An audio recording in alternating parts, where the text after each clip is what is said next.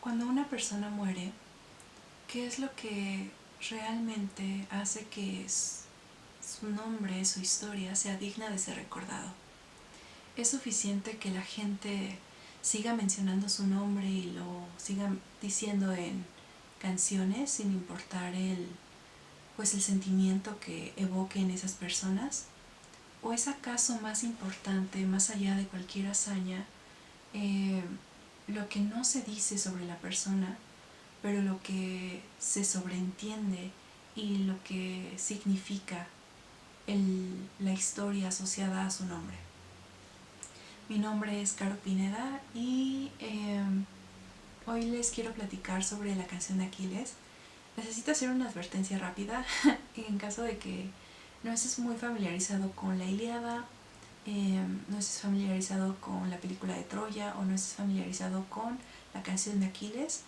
En este video se van a hablar spoilers abiertamente.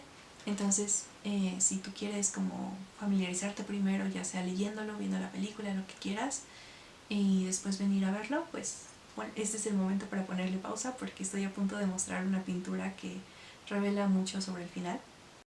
Madeline Miller hace con el mito de Aquiles y Patroclo algo inesperado y que me parece muy hermoso. Reivindica el vínculo entre estos personajes que a menudo son pintados por diversos autores como amigos en lugar de amantes, y nos da un lazo complejo, hermoso y conmovedor a través de una escritura que nos regala guiños a la Ilíada, que es el material original, pero también es un texto enriquecido a través de la imaginación de la autora e incluso nos ofrece algunas líneas muy poéticas que, sin llegar a ser cursis, a mí me emocionaron hasta las lágrimas. Haré un breve resumen en caso de que haya pasado algún tiempo desde la última vez que leíste esta novela. Patroclo, un joven príncipe, es exiliado a la isla de Phthia tras el asesinato involuntario de un niño de su reino, lo que lo conduce a entablar una relación inesperadamente cercana con el príncipe de esta isla, Aquiles. Aquiles es el hijo de una Nereida y un rey mortal, por lo tanto se espera grandeza de él y no decepciona.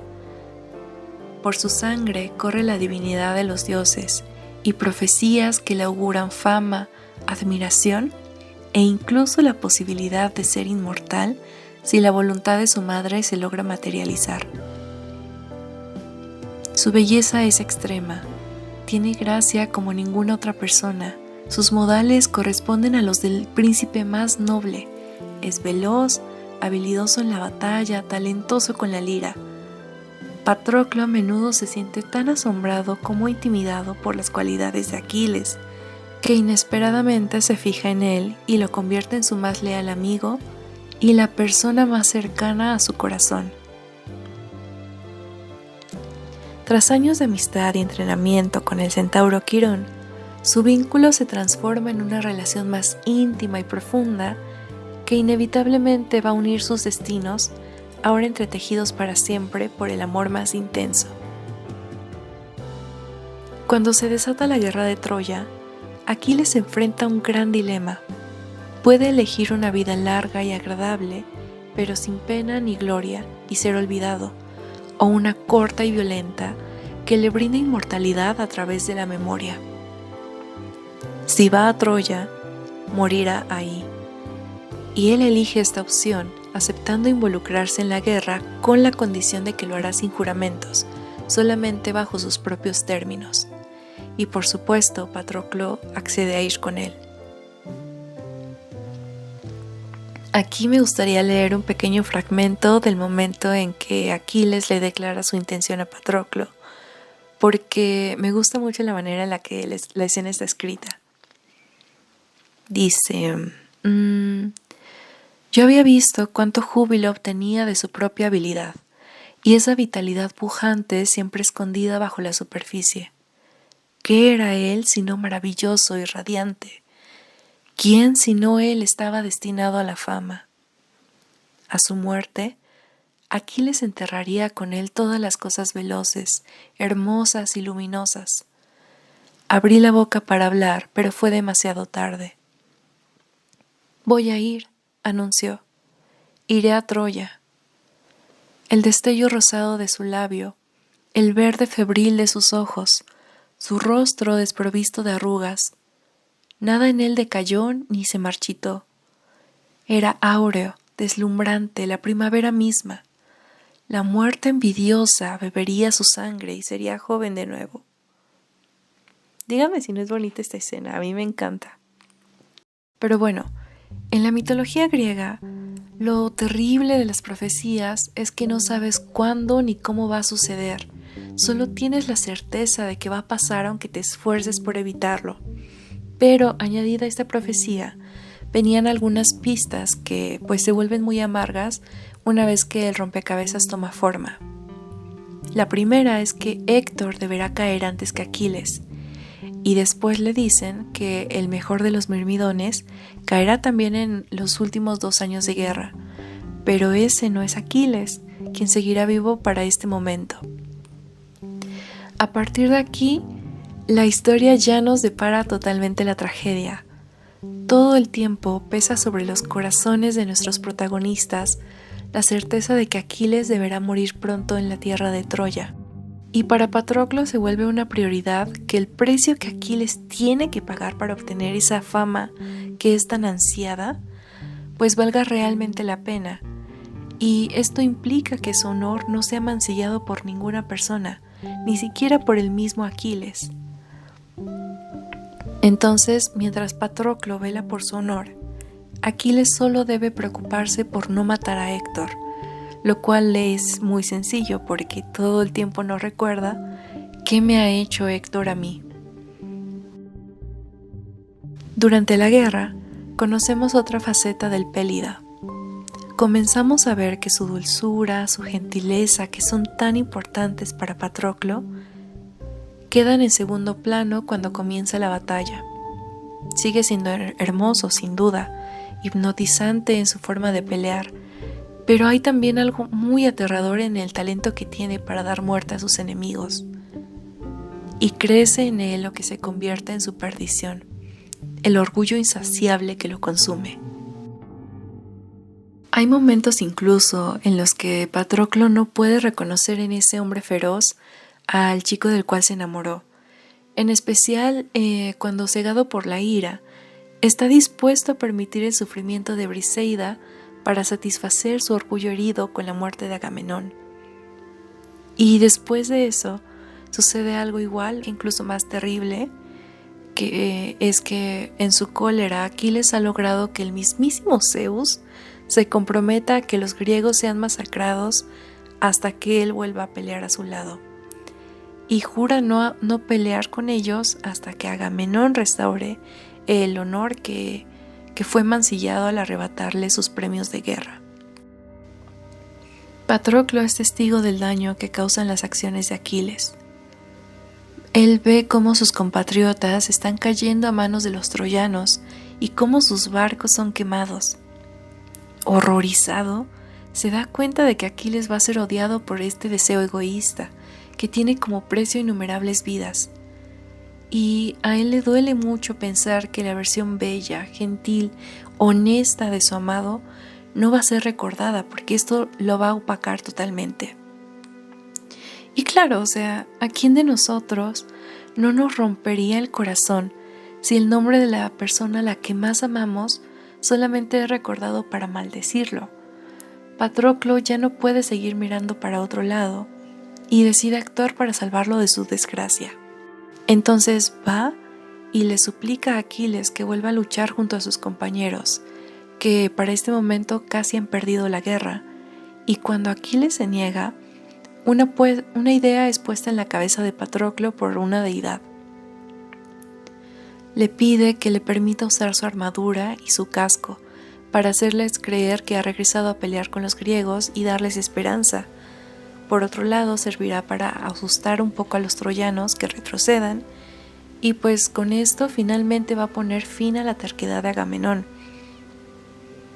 Pues tan solo la idea de que Aquiles esté de vuelta sería suficiente para probar el peso que su nombre tiene sobre aliados y sobre enemigos. Así que Aquiles accede. Llegamos entonces a la escena que estoy pintando. Patroclo actuó para salvar la reputación de Aquiles, pues en sus propias palabras, su honor sería todo lo que quedaría de él dentro de poco tiempo, y deseaba que la gente lo recordara como a un héroe, no como a un tirano inflexible y despiadado que había permitido que sus compatriotas murieran a causa de su orgullo. Pero Patroclo seguía siendo griego, y tal como Aquiles pidió a Zeus, él también entonces sería masacrado porque Aquiles no había vuelto a la batalla. Debo decir que a mí la novela me parece muy bien construida, porque ya habíamos tenido un preámbulo de esta tragedia. Cuando eran niños, Peleo les contó la historia de Meleagro.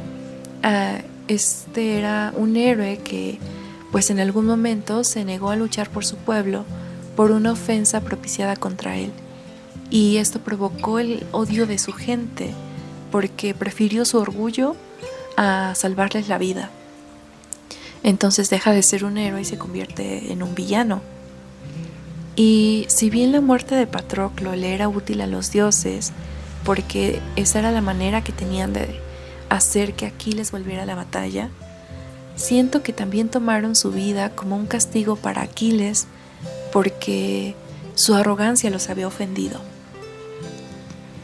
Y yo digo que esto tiene sentido porque nos dan la pista muchos capítulos antes, cuando están con Quirón y su maestro les cuenta sobre Heracles y el castigo que le puso la diosa Hera. El mito nos dice que Hera odiaba profundamente a Heracles y entonces hace que él no pueda reconocer a su esposa Megara ni a sus hijos y los confunde con bestias y los asesina. En su momento, Aquiles protestó diciendo que el castigo era muy injusto, pues la familia de Heracles era inocente y no se merecía ese castigo tan fuerte que era la muerte. Y bueno, Quirón le responde que a veces el castigo es quedarse con vida y lidiar con la ausencia de quien daba sentido a tu existencia. Yo creo que esto es lo que sucede aquí, pero obviamente me interesa mucho conocer tu opinión, entonces dime si también lo crees o si tal vez como solamente fue un mal necesario para que la guerra siguiera su curso, o no sé si alguien considera que fue como un accidente muy desafortunado. Pero de cualquier forma, el dolor enloquece a Aquiles y pues claro, no descansa hasta que es capaz de vengar la muerte de Patroclo con la sangre de Héctor, y de esta forma sella su propio destino. Yo creo que la muerte de Patroclo es especialmente dolorosa porque nuestros protagonistas ya estaban muy conscientes de que la muerte es lo que iba a separarlos y que iba a ser pronto, pero ellos se prepararon para la muerte de Aquiles, no la de Patroclo. Y siento que la razón por la que Aquiles podía afrontar su destino con tanta entereza era porque contaba con tener a su amado a su lado hasta el último de sus días. Y después la muerte iba a volver a unirlos tarde o temprano. Pero este giro de los acontecimientos desestabiliza completamente los planes que habían hecho, sus esperanzas, y le quita lo único más valioso para él, que es su orgullo. Así que la muerte le parece un alivio cuando por fin llega. En este punto, yo necesito que hablemos de Tetis, porque sorprendentemente ella es el personaje que hace que la historia se vuelva tan emotiva en los últimos capítulos. Y me explico. Tetis en la canción de Aquiles es muy distinta a la Tetis de la Ilíada, y hay una muy buena razón para eso. La de esta novela nos la pintan fría, despiadada, porque está aterrada de perder a su único hijo. Ella es una deidad, una Nereida, y a menos que alguien atente contra su vida, va a vivir para siempre. Pero tiene un hijo mortal que, incluso viviendo una larga vida, solo formaría parte de ella por muy poquito tiempo, y la idea de perderlo es tan dolorosa que en mitos posteriores se dice que Tetis intenta volver a Aquiles invulnerable mediante la ambrosía y el fuego, o en otras versiones, sumergiendo a su hijo recién nacido en las aguas del río Estigia. En esta novela, ella ve la humanidad de Aquiles como un defecto que puede ser removido de él mediante la excepcionalidad. Así que está obsesionada con la idea de volverlo inmortal mediante sus hazañas, y toda la novela se la pasa luchando por volverlo digno, feroz, frío, pues en su mente la grandeza es lo único que puede arrebatarlo de las garras de la muerte. Así que no se detiene ni siquiera para intentar entender qué es lo que su hijo desea. O sea, ella quiere imponer su voluntad. Y bueno, yo siento que Patroclo, de cierta forma, representa para ella la parte más humana de Aquiles, que pues a final de cuentas ella resiente, porque en su mente es lo que lo va a apartar de ella. Así que constantemente intenta separarlos. Yo siento que ella quiere que Aquiles realmente se convierta en una máquina de matar, porque siente que esa es la manera en que puede impresionar a Zeus, y por lo tanto lo incita a dedicarse en cuerpo y alma a la guerra, a demostrar su valía como el mejor de los griegos, el más grande héroe que el mundo haya visto. Pero fracasa y abandona a su hijo tras la muerte de Patroclo porque no puede entender el duelo que su hijo está enfrentando. Incluso se siente como si ella estuviera traicionada u ofendida por la manera en la que Aquiles básicamente intenta matarse de hambre durante su desolación. Yo supongo que a los ojos de Tetis, Aquiles había elegido su parte humana, privándola de tenerlo a su lado por más tiempo. Y finalmente, cuando Aquiles muere y Pirro muere, ella se queda completamente sola en el mundo y ronda la tumba de Aquiles, a quien yo creo que amó muchísimo más que a Pirro, aunque a este segundo lo haya criado ella misma. Y entonces llegamos al momento más sublime de la historia, el encuentro entre Tetis y el alma errante de Patroclo. No creo que ella comprenda por qué ama más a Aquiles y por qué no puede mantenerse alejada de su tumba con esta sensación de vacío por cómo su hijo fue enterrado sin lágrimas y por la frialdad de la piedra en la que están grabadas sus hazañas. Nada de esto le hace justicia a su hijo, solamente encuentra soledad y silencio. Y Patroclo se lo explica en lo que yo considero uno de los mejores diálogos de todo el libro. Una vez dijiste que Quirón lo había echado a perder. Tú eres una diosa fría y no sabes nada. La única que lo ha echado a perder eres tú. Mira ahora cómo van a recordarlo, por matar a Héctor y a Troilo, crueldades cometidas en un momento de dolor. Tal vez esas cosas sean una virtud entre los dioses, pero dime, ¿qué gloria puede haber en arrebatar otra vida? Morimos con demasiada facilidad. ¿Harías de él otro Pirro? Deja que las historias de Aquiles cuenten algo más. ¿Qué más?, pregunta ella. Por primera vez, Tetis puede conocer la parte de su hijo que siempre subestimó.